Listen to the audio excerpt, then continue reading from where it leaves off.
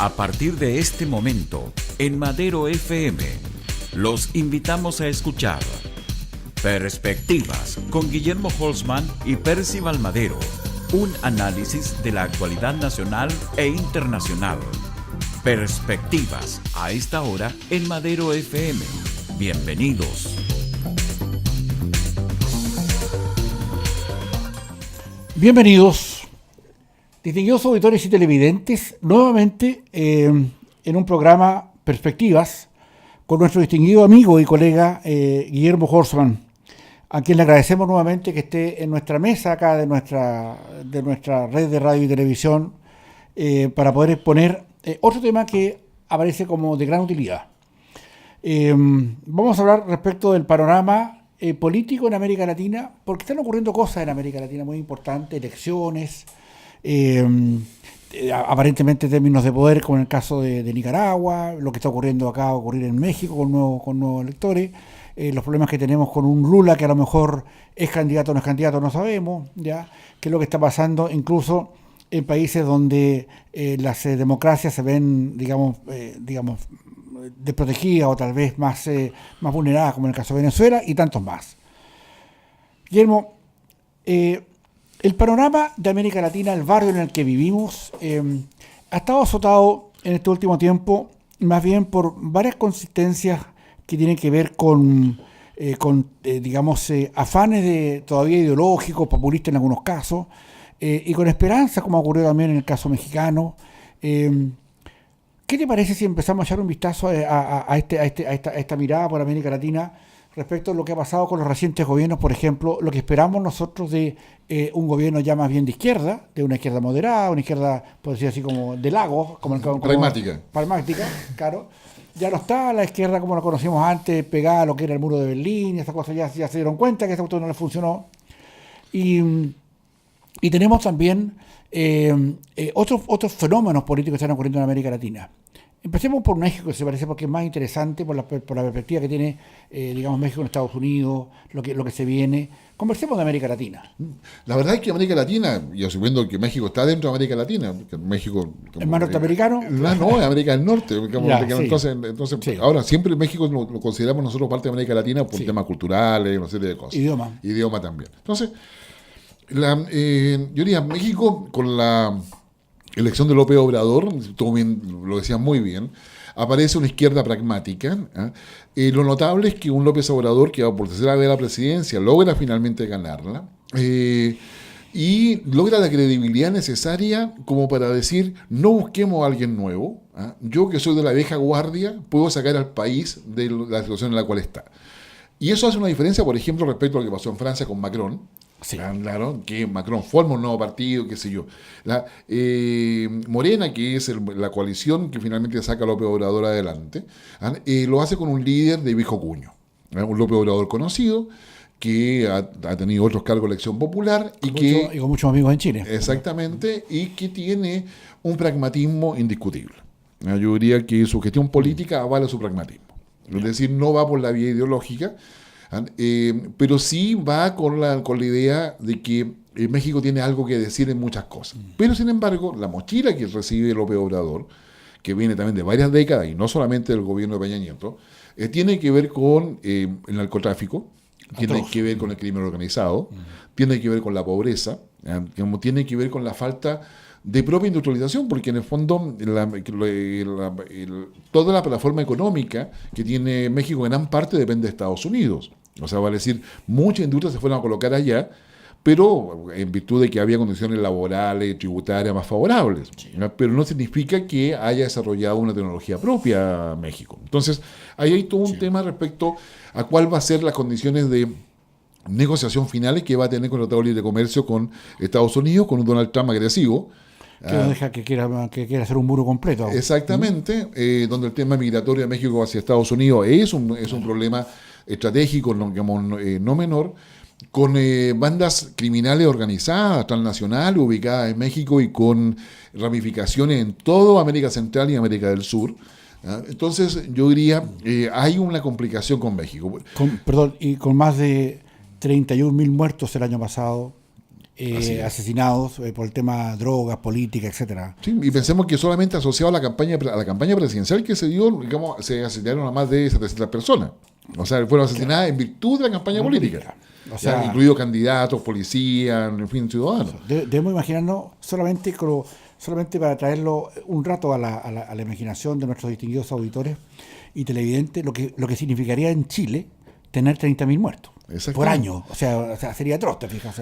Sí, digamos, notemos solamente que en Chile ya estamos acercándonos aquí al mes de julio a un poquito más sobre 570 homicidios desde enero hasta julio. Imagínate. O sea, que es un aumento no menor desde el punto de vista, digamos, de los decesos y que habla de un aumento de la violencia, que no solamente está dando en México, sino que también de alguna forma está dando también en Chile. Claro, así es. Bueno, la cosa es que México, en la práctica, está empezando una nueva etapa donde México es fundamental para la Alianza del Pacífico, para poder ver cómo nos vamos a relacionar los países de América Latina, México incluido, insisto, con China, con Estados Unidos, con Europa, y donde todo pareciera ser que no va a ser bastante fácil, no va a haber problemas con López Obrador respecto a una posición pragmática respecto a la Alianza del Pacífico. Ahora, ¿podrá México asumir un liderazgo que se necesita?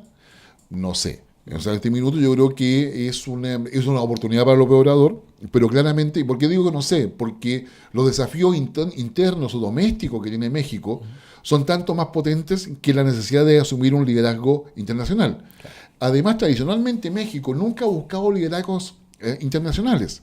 Es decir, también es tradición de México no estar en la punta de la ola a nivel internacional. Aunque siempre ha querido disputar con Brasil la hegemonía de país más rico, menos rico. Claro, pero tiene que ver con el peso de cada país. Exacto. Pero a su vez también hoy día tenemos un Brasil que está de capa caída, esperando las elecciones de octubre, y como tú bien señalabas, viendo si Lula tiene o no la opción de ser candidato.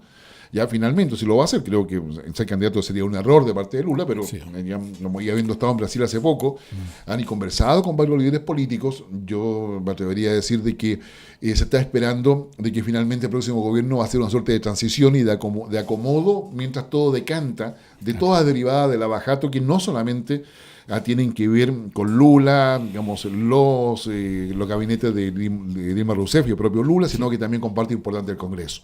O sea, hay todo un tema que todavía tiene que... Y con una justicia, con un sistema judicial extremadamente empoderado respecto de las circunstancias que está viviendo la interna de Brasil. Así es. Entonces yo diría, hay un tema que es menor. Y el otro país que es importante en todo esto es Argentina, con un Macri que se enfrenta a una situación económica compleja, que ha tenido que reconocer que la inflación va cercana al 30%. Traigamos a nuestro público, por favor, ¿qué significaría en Chile tener una inflación de un 30%? O sea, nosotros acá tenemos un 4, un 5% de inflación, sí, con suerte. Y nos volvemos, pero ¿por qué tanto fracaso? Sí. Y los vecinos van a tener 30 y lo aceptan sin ningún problema. Claro, digamos, y para qué decir los venezolanos, que el Fondo Monetario cifra la inflación en 1.000.000%. O sea, una cifra... 1.000.000%. 1.000.000%. Claro, o sea, no es el 100, no es el 200, es 1.000.000, para que se haga la gente la idea de lo que significa Venezuela. Bueno, claro, o sea que tú tienes un billete de 100 bolívares, qué sé yo, y eso no te vale. Claro. Probablemente ni el papel del billete cueste lo que dice el valor. Claro. Bueno, la cosa es que, entonces yo diría, América Latina, si hay una primera conclusión que uno puede sacar, está sin líderes. Sin líderes importantes por economía. En este escenario Chile es un líder referencial. O sea, Chile es un país pequeño, es una economía pequeña, y eso lo tenemos muy claro. Sí.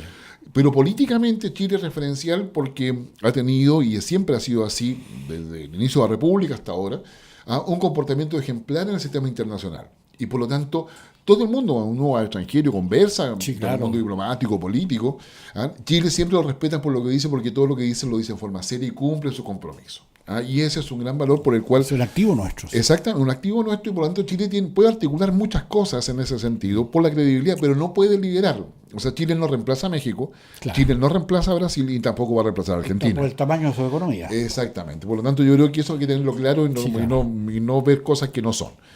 Por lo tanto, sí, Chile le corresponde apoyar a México, apoyar a Brasil, apoyar a Argentina para que se potencien y hacer todo lo posible para que esos países tengan toda la cooperación necesaria que les permita consolidarse y ser la plataforma que Chile necesita para poder proyectarse. Sobre todo, Guillermo, porque esos países que citas, Argentina, Brasil, México, tienen per cápita distintos al nuestro, independiente que nosotros tengamos muy desbalanceada la cancha.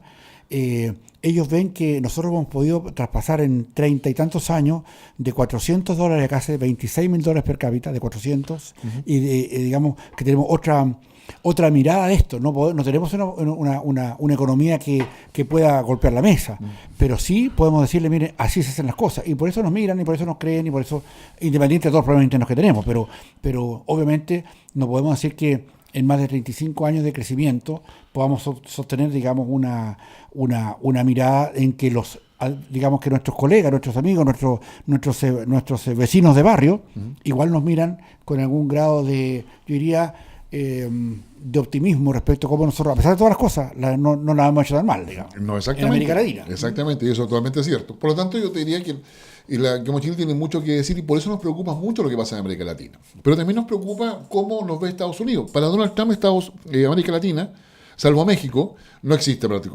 especialmente. ¿Ya? No es una prioridad. ¿Ya? Los intereses para Donald Trump de América Latina son los del patio trasero, o sea, es decir, saldré a mirar cuando sea necesario, pero no tengo ninguna iniciativa especial con ellos. Y si me permite un paréntesis respecto a eso, eso es lo que no ha visto China. Ya que China nos ve a nosotros, ve a América Latina como una gran oportunidad de fuente de recursos naturales, ¿te fijas? Y ha invertido permanentemente en mucho, incluso sus políticas internas de China hacen que las personas que vienen a invertir en Chile, así como con empresas de fachada, ya digamos, China le coloca importantes recursos para que puedan empezar, ¿te fijas? Entonces, por una parte, Trump nos considera el patio trasero, no nos pone atención, y por otra parte, el otro gigante que amenaza a Estados Unidos incluso nos mira con otros ojos. Así es, señor. Y como es natural en las relaciones internacionales, China piensa en sus intereses. Claro. No es que nos quiera. Claro. Exacto. Las relaciones internacionales, como las relaciones políticas, son de intereses. No es de sentimientos ni emociones. Así es, claramente. Le servimos para su crecimiento. Exactamente. Por lo tanto, Europa, a su vez, está muy interesada en América Latina y trata por todos los medios, ya hace más de casi 2 décadas, de hacer un acuerdo de libre comercio con Mercosur. No hay caso que resulte. Claro. Y Europa trata por todos los medios de ofrecernos toda la ayuda posible y toda la colaboración posible. Pero allí lo que Europa pide es conversar con el Estado. Entonces se encuentra con países donde el Estado no conversa porque lo corresponde a los privados conversar. Bueno, y todo se entraba ahí en definitiva. Entonces, una Europa que está sufriendo además cuestiones de convulsiones internas, problemas importantes con el Brexit, la salida de Inglaterra, que complica a varios países de América Latina, incluido Chile, todo lo que es la estabilidad económica, incluso Alemania. Es preocupante cuando Europa tiene desavenencias con Estados Unidos.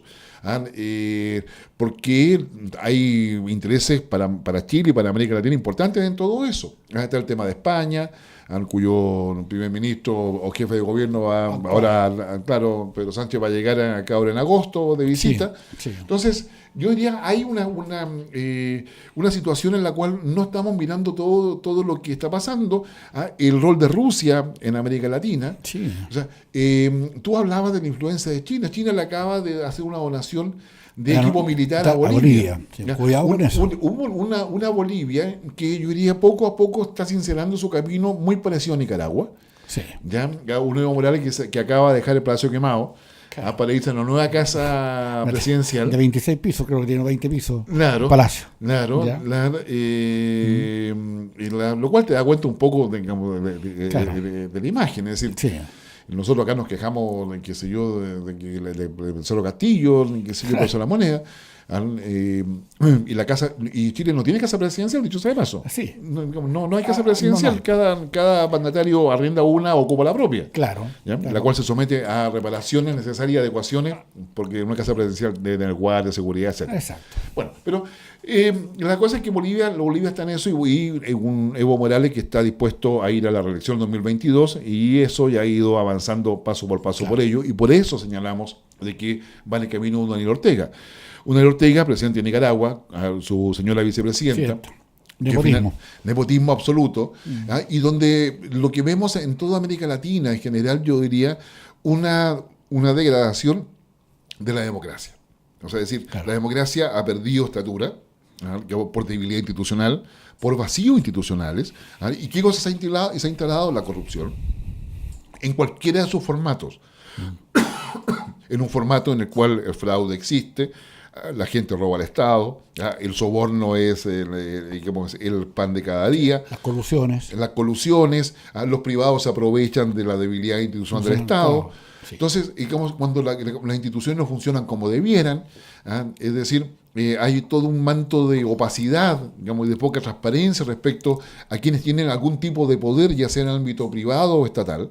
Entonces, la democracia ha ido perdiendo su capacidad de poder asegurar el contrapeso de poderes y que efectivamente ese contrapeso de poderes evite, los abusos, la opacidad o la falta de transparencia. Sí. Ahora, todo lo que se pretende, o lo que ocurre más bien en el barrio, tiene que ver también con circunstancias que son como de arrastre. Nosotros, la América Latina pobre, salvo con contadas excepciones, incluyéndonos nosotros mismos, como chilenos, pero aparentemente los liderazgos de América Latina y a no tener una América Latina unida, probablemente así como ocurrió con la Unión Económica Europea, a nosotros nos ha fallado eso, y yo creo que es falta de visión, es falta de condiciones, porque obviamente si nosotros juntamos todas las materias primas de América Latina, obviamente somos una potencia pero enorme, y no nos hemos puesto de acuerdo particularmente porque al parecer las visiones o todavía algún interés ideológico como que arrastra o detiene algunas perspectivas que todavía no están claras acá en Chile. Ahí vemos, recién hablábamos de Venezuela con 1.000.000% de inflación. Es una cosa clara, los sandinistas con Ortega y sus señoras ahí en el poder, que digamos que quieren de alguna manera no abrirse paso a las democracias internas, son con elecciones, pero son brutales la manera como ha rechazado la gente que critica internamente en Nicaragua. Veamos lo que señalabas tú recién acá en Bolivia. Pensemos también en que, si bien es cierto, ha habido como una vuelta en América Latina a encontrar más factores que de alguna manera se orientan o están más definidas con una centro derecha, Macri. Brasil también tenemos uno esporádicamente, tenemos en Perú algo similar, en Colombia acaba de ser reelecto una persona de Carlos Duque, y aunque sea un hombre reconocidamente de izquierda, así como de izquierda más pragmática, López Obrador no va a gobernar con la idea más de ultranza, de la izquierda. Obviamente, ¿quién podría tener éxito con esas ideas hoy día? Sin embargo, yo creo que Chile, a pesar de nuestra economía chica, Guillermo, tiene un tremendo potencial. No tenemos la fortaleza de tener una potencia de economía interna, porque somos chicos, nuestra economía es chica, pero sí podemos decir cosas. Y probablemente en este barrio del que estamos hablando, la PEC se presente como una gran oportunidad. Entonces, este barrio, ¿cómo puede verse beneficiado a partir de lo que ocurre o lo que va a ocurrir también en la PEC, que es un asunto importante, va a ocurrir el próximo año acá en Chile? Sí, a ver, yo diría, esperamos de que Rodrigo Yáñez, que es el director de Direcom, que está a cargo como para ver todo lo que es APEC y más allá de quién está haciendo las cosas particularmente o focalmente, ojalá que Chile no se contente con hacer solamente una buena APEC. Claro. Sino que despliegue una estrategia bastante amplia para poder conseguir cosas que son fundamentales para nuestros países. Estás hablando de influencia. De influencia. Que vamos a influir realmente en decisiones. Claro, exacto. Y que queden temas y saquemos colaboraciones que son relevantes para nosotros. Yo insisto, es decir, cuando hice mi tesis de magíster ya hace muchos años atrás, una de las cosas que yo me preguntaba era ¿por qué América Latina no se integra? Claro. Y desde ahí el tema de la integración viene en los años 50, claro. 60, muy potente. Sale la teoría de la dependencia, en fin, no vamos a hacer acuerdos sobre eso, pero ¿por qué no se integra si somos colonizados por el mismo país, por España, hablamos español, claro. Nos entendemos? Bueno, la razón es muy simple, porque no tenemos industria. Claro, o sea, las economías se integran cuando se complementan respecto al valor agregado que pueden exportar. Entonces el ejemplo más típico era, si Brasil hace autopartes, o sea, el repuesto de vehículos, sí. Y Argentina hace lo mismo, son competidores, no son economías complementarias. Y lo propio pasa con nuestros países, no somos competidores. Entonces, nos cuesta mucho entrar a una economía de complementación o cooperación. Entonces, yo creo que ahí hay un tema respecto a que la integración, yo me parece, sigue siendo una utopía y un sueño. La integración va a llegar sola una vez que, si es que llegamos alguna vez a tener una industrialización parecida. Es decir, cuando tengamos un know-how propio de explotación minera y de agregación de valor y lo compartamos con Perú, que es otro gran exportador de cobre, yo creo que tengamos filiales peruanas y chilenas funcionando bajo propiedad industrial nuestra, yo creo que ahí la cooperación va a ser evidente, pero hoy día tenemos una cooperación de rentistas, o sea, decir, digamos, o de retail, que es lo más donde más cooperamos. Pero yo te diría la verdad, la integración yo la veo muy complicada en América Latina. Los acuerdos comerciales como elementos de alianza para potenciar las economías en términos de exportación de bienes, digamos, más allá de los productos naturales, los recursos naturales y servicios, yo creo que hay un área inmensa donde se puede crecer. Y Chile hoy día tenemos, tú nombraste a Nicaragua. Nicaragua sigue el camino de Venezuela. Bolivia sigue el camino de Nicaragua y va camino a Venezuela. Ecuador está en la duda. Sí. Paraguay inaugura, ahora en agosto asume el nuevo presidente de Paraguay, que también es de derecha. Sí. O sea, digamos, y seguiría, y esperemos que con menos corrupción, Paraguay y otros países corruptos. Uruguay también digamos, está bien. Es decir, Perú, yo diría, está en stand-by. Claro. Arreglando sus problemas internos, que no son pocos. Con un Kuczynski fuera y con un Vizcarra que está haciendo lo posible por solucionar incluso los problemas internos de la judicatura. Exactamente, que no son menores. Colombia con un Duque que trata de tener el apoyo necesario dentro del Congreso, con parlamentarios que son designados en virtud del acuerdo de paz con las FARC, y que viene de las FARC. Sí. ¿Ya? Un Panamá que está menos que estable, está estable pero un poquito menos. Guatemala lo propio, recordemos que el presidente de Guatemala se le conoce por ser humorista, pero en realidad él tiene posgrados incluso, ¿ya? Y salió como independiente, populista en la práctica, y tú sabes lo que hizo, tuvimos hace poco en Guatemala. Entonces, para poder ponerse en la buena con todos los partidos, invitó a todos los partidos a ser parte del gabinete. Ya va en su segundo año ahora. El primer año, la verdad, cada partido fue al gabinete, sacó lo que pudo del Estado y no lo ayudó a hacer gobierno. Claro. La cosa así. Eso es humorística. Claro. Costa Rica, que yo tratando también, está estable. En fin, si va a hacer una revisión, yo te diría, se nota que en América Latina falta un liderazgo. Estando ausente Estados Unidos, se nota mucho. China no tiene la misma, yo diría, presencia que Estados Unidos, no obstante la influencia que tiene en Venezuela, Bolivia y otros países. Pero a China no le interesa involucrarse en la política de América Latina, le interesan los recursos naturales de América Latina. Bueno, y su posición geoestratégica, China está pensando en el control del espacio aéreo, del espacio en realidad, está pensando en la protección antártica, está pensando en los recursos pesqueros, que sea entre varias otras cosas más. El litio, claro, por ejemplo. Entonces, yo diría, tiene esos intereses y son bastante claros y evidentes además. ¿Ya? Entonces, hoy día en América Latina no hay. Y ahí es donde se requieren los liderazgos. Y los liderazgos hoy día en América Latina están flojos. En muchos países se sigue hablando de la derecha izquierda del siglo XX.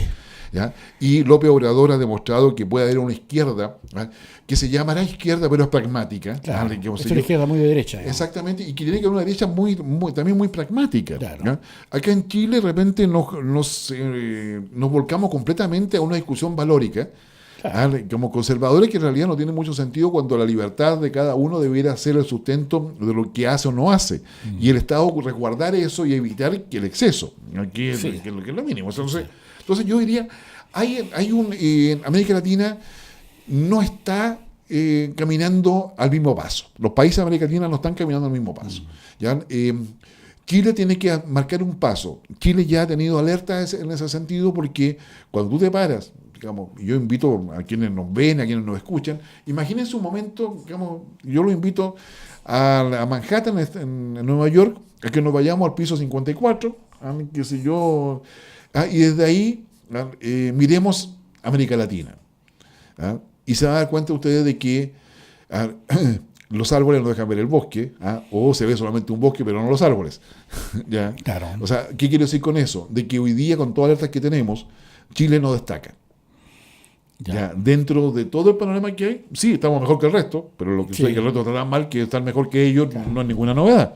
Exacto. ¿Ya? Entonces, yo diría, creo que o sea, América Latina tiene tantos problemas internos que no se da cuenta de lo que está pasando y que la solución es justamente superar lo que está pasando afuera para poder enfrentar los problemas internos. Ahora, yo me atrevo a decir, digamos, que el presidente Piñera, por todo el know-how que tiene, ya de profesor universitario y con doctorado en economía, etcétera, y dado muestra, digamos, que políticamente puede aprovechar circunstancias como para poder llevar al país adelante. Yo no sé si caso tendrá, porque eso no le conozco esa perspectiva todavía, si acaso él tendrá la capacidad de poder en esta PEC, que será el próximo año acá en Chile, colocar estos temas que estamos hablando hoy día, que probablemente hoy día se conversen, pero yo no sé si está esa opción como para entender que nosotros no nos podemos seguir farreando oportunidades, Guillermo. Sí. Nosotros tenemos hoy día un mercado y una oportunidad enorme, nuevamente, de la mano de la minería, el litio, etcétera. Pero yo no sé si, porque no observo, me cuesta, he leído a muchos analistas, colegas nuestros, pero no veo en la decisión en general, digamos, una mirada que apunte a cómo aprovechamos el momento que estamos viviendo, que igual es crítico, que igual es difícil, para poder generar expectativas más bien de liderazgo que podamos empujar a con América Latina. Yo creo que el presidente Piñera te haga muy claro lo que está pasando a nivel mundial. Cuando hizo su último periplo, que fue al Caribe, sí, y a Jamaica, que siguió a la reunión del CARICOM, y luego pasa a Estados Unidos y se reúne con los mandamases de Amazon, Google, sí, qué sé yo, sí, Facebook, en fin, y otros. Que vienen a Chile a propósito de la PEC. Claro, vienen a Chile. Claro, pero acá lo que estamos diciendo es que efectivamente nuestro país, en términos de discurso, está en lo que está pasando en la agenda internacional. Es decir, sabemos lo que está pasando. El tema está en cómo nos sumamos. Claro, o cómo influimos. Cómo influimos, y ahí necesitamos una acción mucho más directa del Estado. Bien. El Estado tiene que decir para dónde va, y para eso significa reforma tributaria, significa, mostrar el camino para que el privado se sume. El privado no va a hacer nada. Lo que hoy día está haciendo Chile es traer a quienes como que nos van a comunicar para allá va la economía digital, esto es lo que significa, exacto, etcétera. Pero el privado no va a hacer la inversión. Sí, eso es porque los recursos probablemente que tenga el privado sean insuficientes para eso. Claro, y el privado no va a tomar un riesgo. Es decir, claro, porque digámoslo también, acá en Chile, grandes fortunas de privados internos tampoco tenemos. Acá el más el mejor de los financistas, de los capitales que hay en Chile, tú lo pones en Brasil, por ejemplo, o incluso en México, y aparecen como personas que, claro, tienen una clase media. Una clase media. Tampoco tenemos grandes capitales en Chile. Por eso que es muy importante lo que tú señalas, en virtud de que lo que nosotros tenemos que ver es cómo el Estado, con los recursos que logra captar de esta pequeña economía, logra hacerse, pero también puede hacerse de otras formas para poder tener apoyo o negociaciones con otros regímenes, incluso China. Sí. Estamos digamos, podemos hacer acuerdos con ellos para poder decir, ¿sabes qué? Le damos el litio, no, pero con la promesa de que, o negociamos el litio con la promesa que ustedes se industrialicen. Nosotros queremos hacer las cosas acá. No veo esa mecánica. No, pues no está, porque supone que... queremos venderlo como... Corfo finalmente llamó a una licitación internacional. Claro. Es decir, no hubo la voluntad de generar la tecnología, claro, acá, ni ir a buscarla, ni negociar y vengan para acá, y esto se hace acá, claro, qué sé yo, en fin. Ya. Entonces, yo diría, se necesita una orientación, no basta solamente tener los discursos. Chile está en la OCDE porque cumple indicadores. Claro. ¿Ya? Es decir... Y digamos que somos el único país de América Latina que está en la OCDE. Exactamente. Del barrio. Del barrio, el otro es México. Sí. Entonces, cumple indicador. ¿Qué significa indicador? Significa que hay un número que dice que yo hice el trabajo. Claro. Ya. Lo que no tenemos en general, en parte sí, es el proceso para llegar a ese número. Somos especialistas en mostrar el indicador. Claro. Pero no el proceso. Perfecto. Pero no es un proceso completo, y el proceso requiere profesionalización. Es lo que le pasa a las universidades, por ejemplo, hoy día, que es la certificación y la acreditación. La acreditación existe porque hay un proceso que se cumple. Yeah. ¿Qué es lo que pasa? Nosotros hacemos el proceso así, contratamos gente para que haga el proceso y lograr el indicador, pero ese proceso no queda en la cultura organizacional. Mira, ese es nuestro problema. Es decir, ese es el problema mucho más de fondo.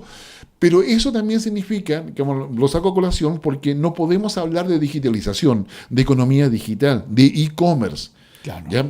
Si no tenemos los procesos. O sea, tú piensas que hoy día, por ejemplo, a nivel de telecomunicaciones se está discutiendo el tema 5G, sí, de una cosa que, de una licitación que antes se había realizado y que ahora se suspende. Pero para tener 5G significa poblar de antenas. Sí. Poblar de antenas. Exacto. ¿Ya? Entonces hay un tema de la banda donde se hace, en fin, una serie de temas técnicos que va a ser fundamental para tener e-commerce o no tener e-commerce. ¿Ya? El privado, viendo toda esta cosa, que es el caso de Falabella, que bajaron su acción incluso por esta inversión, se compra una plataforma de e-commerce. Claro. ¿Ya? Y la hace. Claro. ¿Ya? Se la compra pensando en lo que viene a futuro. Y que Falabella, que retail está correcto en lo que está haciendo. Perfecto. Pero eso es retail, eso es venta de ropa china, de un montón de artefactos y un montón de cosas. No es un organismo, no es una institución que industrialice. Exactamente, no es industria. Vende lo que hacen otros. Exactamente. Más bien es un comerciante, no es un industrial. Exactamente. Digamos, entonces yo estoy pensando cómo vender más. Exacto. ¿Qué cosa voy a vender? Lo que me salga barato y me dé más utilidad. Claro. Vendo créditos. Claro. Un par de zapatos cuesta, 30.000 pesos. El crédito que vendo me va a significar 40. Y ahí está su ganancia. Claro, entonces el tema está en que necesitamos acompañar eso. Entonces, mostrarle hoy día a los privados es importante para donde va la economía, sí es importante. Porque acá, lamentablemente, no siempre se tiene el tiempo ni la disposición de ver hacia dónde va la economía. No es importante, pero necesitamos inversión en industria. Le hemos echado un vistazo, distinguido Guillermo, distinguidos auditores y televidentes, a nuestra mirada como barrio y hacer también una mirada más prolija de lo que estamos haciendo nosotros acá en Chile. Hemos revisado con Guillermo Horstman lo que pasa en América Latina en una mirada para que usted, distinguido auditor y televidente, tenga otra perspectiva, como se llama nuestro programa, de lo que está pasando ahora en Chile y en el mundo. Guillermo, queremos agradecerte nuevamente la gentileza que tienes para estar acá de nuevo en la plataforma Madero y personalmente en este programa que lo hacemos ya hace varias semanas, varios meses que llevamos en este programa de Perspectiva, y agradecerte la gentileza que tienes siempre para estar con nosotros. No, por nada, por tu conocimiento y por tu disposición para estar con nosotros acá en todo este norte, que también es tu norte, porque digámoslo, nuestro distinguido Guillermo es también un querido ariqueño, así es que es un hombre del norte. Muchas gracias, Percy, gracias a ustedes por la disposición y gentileza de escucharnos y vernos. Muchas gracias, muy amables. Aquí concluye Perspectivas con Guillermo Holzman y Percival Madero. La actualidad nacional e internacional cada jueves desde las 2 de la tarde.